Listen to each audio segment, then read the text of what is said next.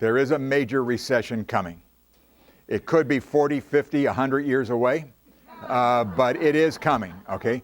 Just like there is going to be a massive earthquake in Southern California, okay? I don't know when it's going to be, but there will be an earthquake someday, okay? If you're asking me, do the conditions right now suggest a massive recession? The answer is absolutely not. Absolutely not.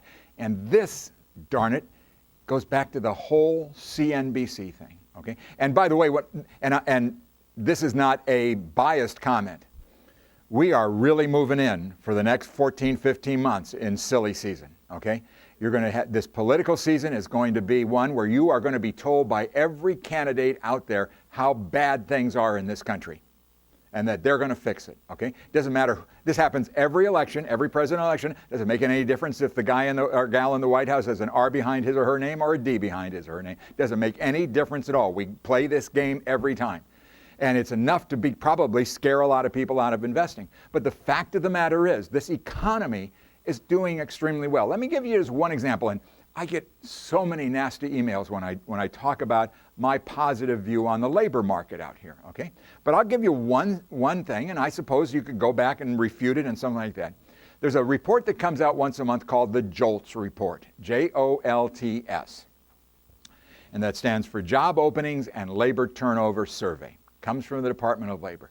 And it calculates at the end of each month how many jobs are available in the United States. Okay?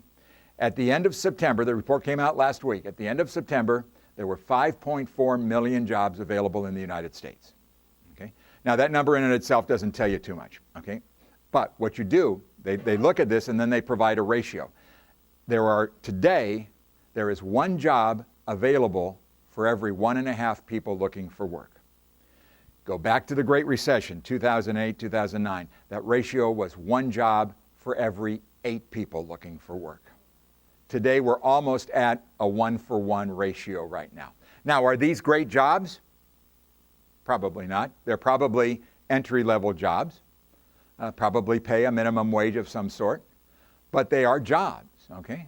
I bet if I ask you, more than half of this room probably at some time in your life has held more than one job, okay? Okay, I have. I still today get 3 paychecks. Okay, so it's come a long, long way. By the way, last month, 2.7 million people quit their jobs. They weren't fired; they quit. Why would they do that? Better job. They already had a better job lined up, or else they knew they had the skills to get a better job. So, you know, we're really firing on a lot of really positive cylinders in here right now. But again, it doesn't sell newspapers or ads on CNBC. The housing market, I'll talk maybe a little bit more about the housing market later on, because I think that, again, is one of those misunderstood areas that the media doesn't grasp, doesn't get. And so there's a lot of good things going on. Most recessions usually are triggered by an event, okay? I really believe the recession of 2008, 2009 was a delayed reaction to the terrorist attacks of September 11th, 2001. Those attacks ground our economy to a halt, to a complete, absolute halt. And it takes a while for something like that big a shock to work its way through the system. So we've come a long way. We're doing much better.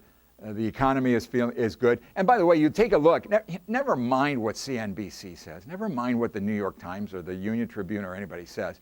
Take a look at the surveys that the Conference Board puts out, the University of Michigan puts out, a couple of others, that measure consumer confidence and consumer sentiment. Consumers are feeling really, really good right now. As a matter of fact, most of those indexes are at all-time record highs. Americans this year are going to spend $965 billion over the holidays.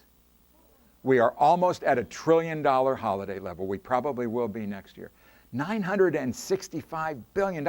Heck, they're going to spend $9 billion on Halloween. Okay?